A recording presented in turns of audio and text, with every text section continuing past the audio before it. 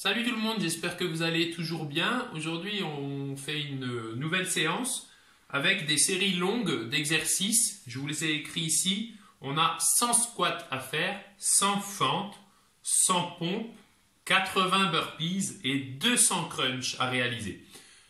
L'organisation, vous la faites comme vous voulez. Vous n'êtes pas obligé de finir la série de 100 avant de passer à la suivante. Vous pouvez en faire 50, 10 de l'un, passer à l'autre. Il faut juste que vous teniez vos comptes pour ne pas vous perdre. Ok, la récup elle est libre, vous en prenez autant que vous voulez, aussi longue que vous voulez.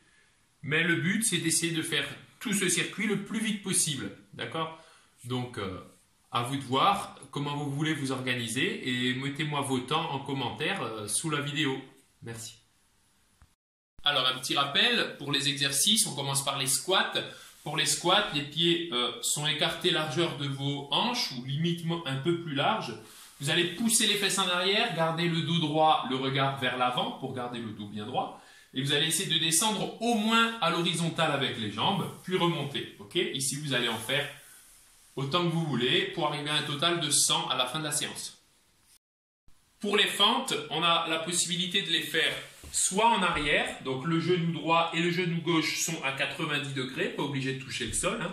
Vous remontez et vous faites droite et gauche. Il y en a 100 à faire, donc 50 à droite, 50 à gauche. Vous pouvez les faire en avant, la même chose.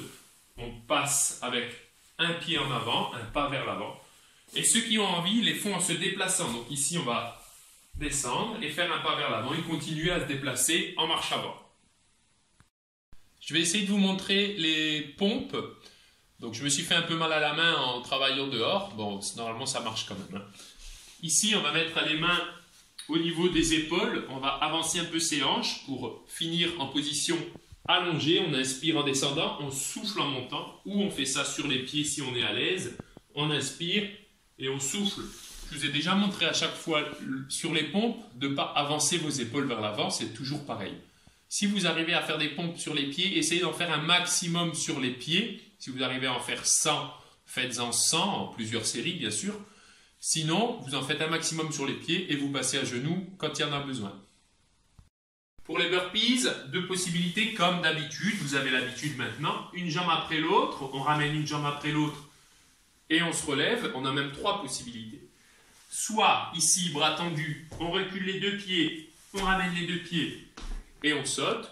Soit les mains au sol, on touche la poitrine au sol et on remonte complètement en sautant.